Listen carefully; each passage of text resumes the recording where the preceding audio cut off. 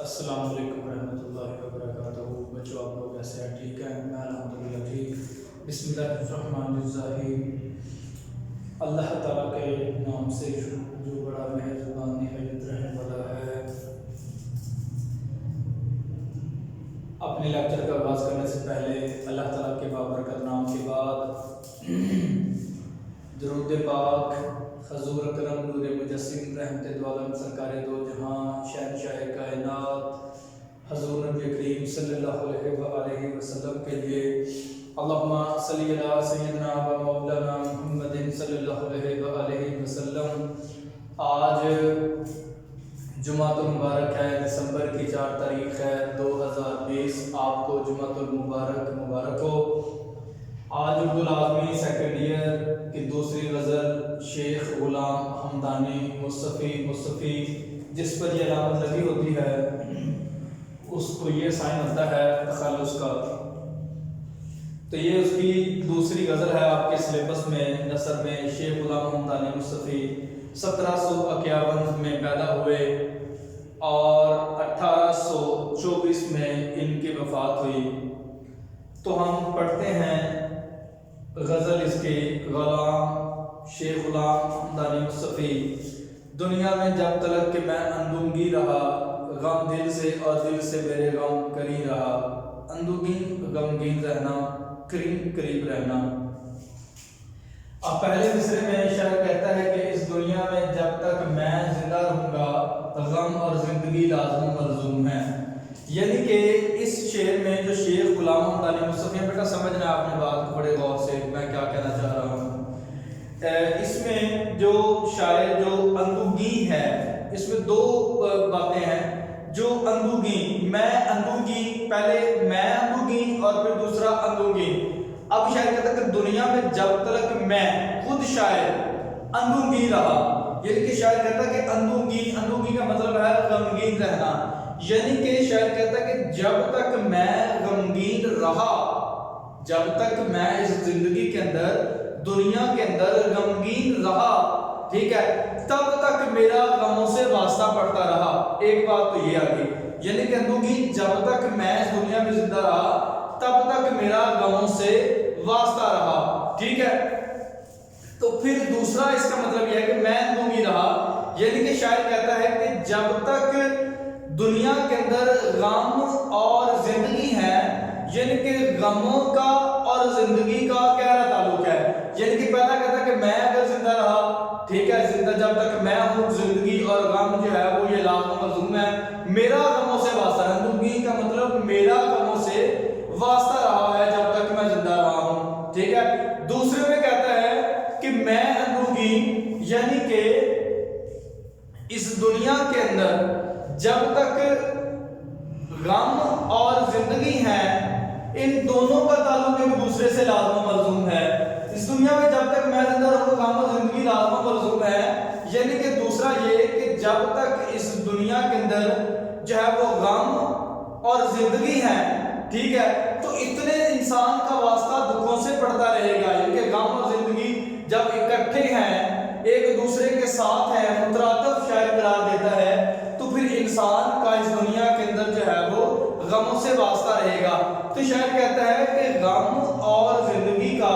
اتنا زیادہ تعلق بن گیا کہ میری زندگی میں اتنے زیادہ غم، پریشانیاں، دکھ اور تکلیفیں آئی ہیں، تو ایسے لگتا ہے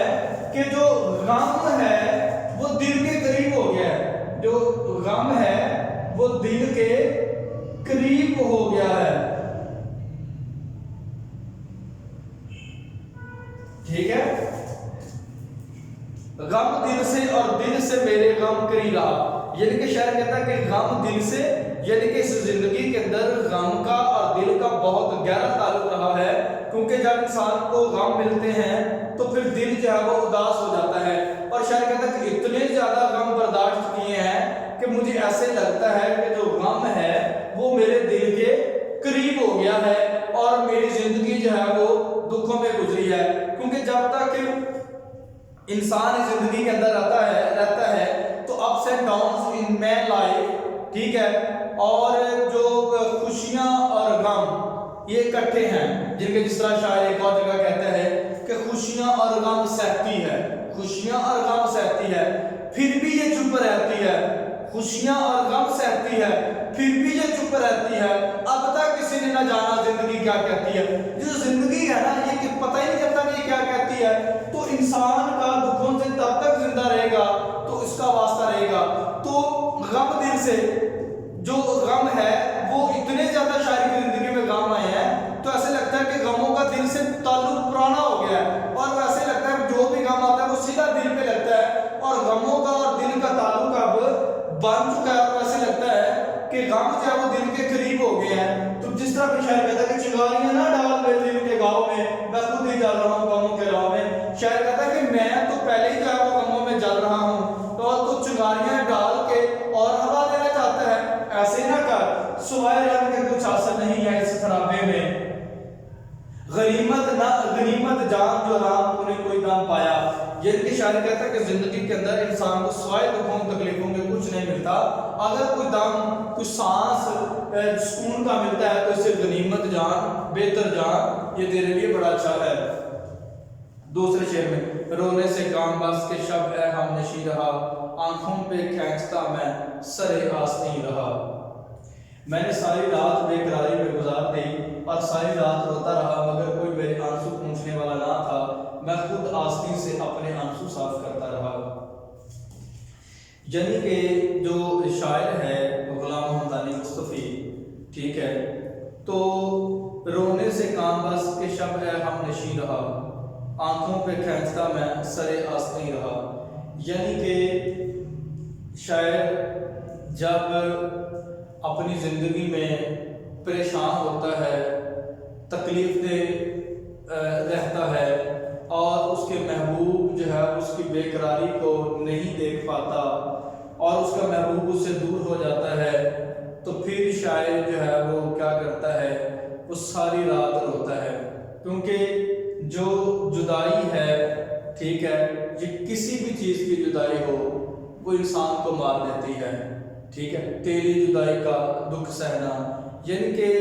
جب انسان کی زندگی میں جو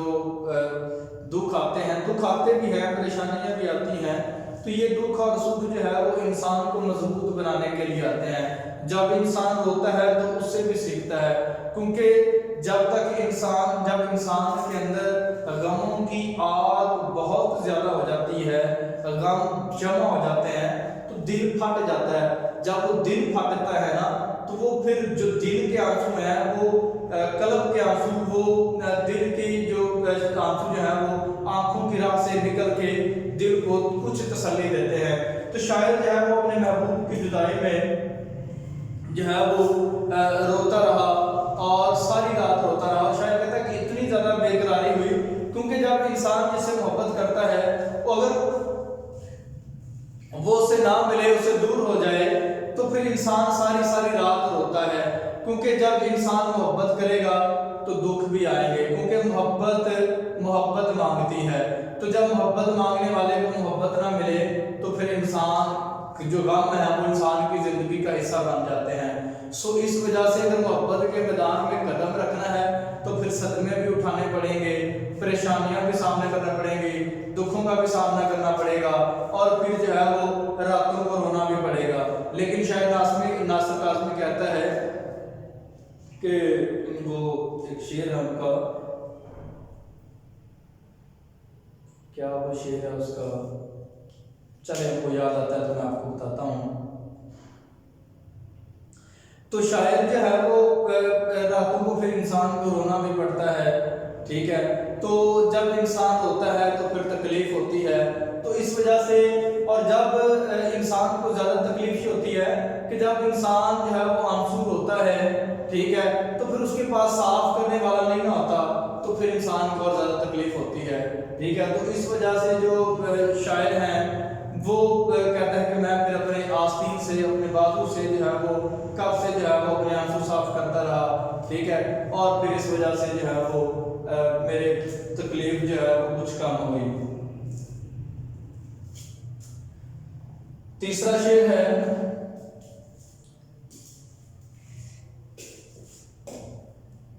نازک مزاج تھا میں بہت اس اس چمن کے بیچ جب تک رہا تو خندہ گل سے حزین رہا۔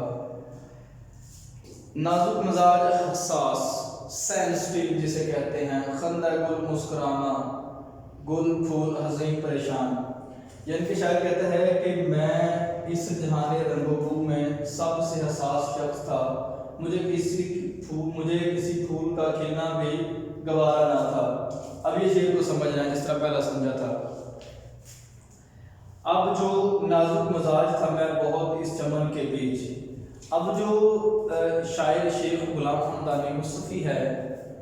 ٹھیک ہے، وہ یہ کہتا ہے کہ جو شاعر حضرات ہوتے ہیں وہ نازک مزاج ہوتے ہیں، یعنی کہ نازک مزاج انسان کا بنتا ہے جب عاشق کو اس کے محبوب کی محبت نہ ملے، اس کے محبوب کا پیار نہ ملے، اس کے محبوب کا وصال نہ ہو تو اس کی بے قراری اور اس کی جو جدائی اور اس کا وصال نہ ہونا اس کی بے قراری کو بڑھا دیتا ہے، اور جب اس کی بے قراری زیادہ ہوتی ہے تو پھر جو ہے وہ شاعر پریشان ہوتا ہے، وہ نازک مزاج بن جاتا ہے، کیونکہ انسان کی جو زندگی کے دکھ ہوتے ہیں نا، ٹھیک ہے، وہ انسان کو اتنا زیادہ پریشان اور حساس کمزور جسے کہتے ہیں حساس وہ بنا دیتے ہیں کہ جس کی وجہ سے شاعر کہتا ہے کہ نازک مزاج ہم اس چمن کے بیچ جب تک رہا تو خندہ گل سے حزین رہا۔ اب شاعر کہتا ہے کہ جب بہار کے موسم میں پھول بھی کھلتے ہیں تو مجھے جو کیا کہتے ہیں گوارا نہیں ہوتا۔ اب اس کے بھی دو مفہوم ہیں، پہلا سمجھیں ذرا۔ اب پہلا جو ہے شاعر کو جو پھولوں کا کھلنا کیوں پریشان دکھائی دیتا ہے، اب پہلا مطلب یہ ہے کہ شاعر جب باغ کے اندر جاتا ہے، دو مفہوم ذرا یاد رکھے گا کہ پہلا اسے پھولوں کا کھلنا کیوں برا لگتا ہے۔ شاعر جب باغ میں جاتا ہے اور پھول کھلتے ہیں، کھلے ہوئے دکھائی دیتے ہیں، بہار نظر آتی ہے تو پھر شاعر کو اپنے محبوب کی یاد اور آتی ہے، شاعر اپنے محبوب کو یاد نہیں کرنا چاہتا اور اس نے دکھ دیا ہے، اور جب پھولوں کو کھلتا دیکھتا ہے، جب اس کا کبھی محبوب مسکراتا تھا تو پھر اس کی جو ہے وہ محبوب کی یاد کا جو ٹھاٹھے مارتا سمندر ہے وہ ابلتا ہوا آتا ہے، اور پھر شاعر جو ہے وہ اس سے پریشان ہو جاتا ہے، تو پھر اس وجہ سے شاعر کو پھولوں کا کھلنا گوارا نہیں ہوتا۔ پھر دوسرا مفہوم ہے کہ شاعر پھولوں کے کھلنے سے کیوں پریشان ہوتا ہے، کیونکہ شاعر کہتا ہے کہ جب پھول کھلتے ہیں، ٹھیک ہے، تو میں پریشان ہو جاتا ہوں، کیونکہ اب میں جو ہے میرا محبوب تو میرے پاس نہیں ہے، وہ میرا محبوب تو مجھ سے دور ہے، اس وجہ سے شاعر جو ہے وہ پریشان ہو جاتا ہے، جس کی وجہ سے کہتا ہے اس کے طرف یہ تو ہو گیا۔ جو تیسرا جو ہے اس قدر رویا ہوں تیری یاد میں آئینے آنکھوں کے دھندلے ہو گئے، یعنی کہ شاعر اپنے محبوب کی یاد میں اتنا زیادہ ہوتا ہے کہ جو آنکھوں کے شیشے جو آئینے ہوتے ہیں وہ دھندلے ہو جاتے ہیں۔ چمن کا حسن سمجھ کر سمیٹ لائے تھے، کسے خبر تھی کہ ہر پھول خار نکلے گا، یعنی کہ شاعر کہتا ہے کہ چمن کا حسن تو میں سمیٹ کر لایا تھا کہ پھول ہی پھول ہوں گے، خوشیاں ہوں گے، لیکن مجھے کیا پتا تھا کہ ہر پھول میں جو ہے وہ کانٹا نکلے گا اور محبوب جو ہے وہ میرا دھوکہ دے جائے گا، تو اس وجہ سے شاعر پھولوں کے کھلنے سے جو ہے وہ پریشان ہوتا ہے۔ سمجھ آگے ہوگی امید ہے۔ شعر نمبر 4، ہمدم جو دیکھتا ہوں تو پہلو میں دل نہیں، بیٹھا تھا اس کے پاس میرا دل وہیں رہا۔ اب اس میں بھی سمجھنا ہے، ہمدم جو دیکھتا ہوں تو پہلو میں دل نہیں، بیٹھا تھا اس کے پاس میرا دل وہیں رہا۔ اب جو شاعر ہے وہ ہمدم خود کو کہتا ہے، میں ہمدم جو دیکھتا ہوں تو پہلو میں دل نہیں، ہمدم جو ہے وہ شاعر خود کو کہتا ہے کہ جس طرح اے میرے دوست، اے میرے محبوب، میں ایسے محسوس کر رہا ہوں کہ جیسے میرے سینے میں دل نہیں رہا، کیونکہ میرا دل تو وہیں رہ گیا جب میں تیرے ساتھ بیٹھا تھا، یعنی کہ شاعر کہتا ہے کہ جب میں اپنے محبوب کے پاس بیٹھا تھا، ٹھیک ہے، ہمدم جو خود کو کہتا ہے، تو مجھے اپنے محبوب کے پاس جو ہے وہ بیٹھنے کا جو ہے وہ سکون ملتا ہے، اور اپنے محبوب کی باتیں جو ہے وہ سن کے اور جو اپنی غموں کو بھول جاتا ہے۔ تو شاعر جو ہے وہ پھر کہتا ہے کہ جو دل کا تعلق وہ ہمدم خود سے، ہمدم پہلے خود ہے اور پھر دل کا تعلق ہمدم سے قرار دیتا ہے، دل کا تعلق ہمدم سے قرار دیتا ہے کہ شاعر جب اپنے محبوب کے بارے میں سوچتا ہے تو پھر اس کا محبوب اس کے پاس جب نہیں ہوتا تو پھر کہتا ہے، شاعر کہتا ہے کہ میں اپنے دل سے جو ہے وہ बात करूंगा, ठीक है, तो पहलू में देखता हूं कि मैं अपने दिल से जो है वो बात करूंगा तो मेरा दिल जो है वो मेरे आंसुओं को, मेरी परेशानी को जो है वो कम करेगा। तो फिर जो है, लेकिन शायद कहता है कि जब मैं अपने दिल के पास जाता हूँ, दिल से मशवरा लेता हूँ, तो मेरा दिल मेरे पास नहीं होता। तो फिर इस वजह से शायद कहता है कि मेरा जो दिल है, जब मैं देखता हूँ तो मेरा दिल तो मेरे पास ही नहीं, मेरा दिल तो मेरे महबूब के पास रह गया, ठीक है। तो इस वजह से शायद कहता है एक बात कहें तुम खफा तो नहीं होगे, एक बात कहें तुम खफा तो नहीं होगे, पहलू में हमारे दिल मस्तर नहीं मिलता। इनके शायद कहता है कि मेरे पहलू में जो मेरा दिल है वही मुझे नहीं मिलता। तो इस वजह से शायद जो है वो अपने महबूब के पास जब बैठा था, उसका दिल जो है वो वहीं रह गया है, तब उसके पास जो है वो कोई भी नहीं है जो उसके आंसुओं को ओवरकम कर सके, कम कर सके। ये मेरा बेटा 4 शेर है, कल हम बाकी 4 शेर पढ़ेंगे। उम्मीद करता हूँ आपको समझ आ गई होगी। तब तक के लिए इजाजत है, अल्लाह हाफिज़।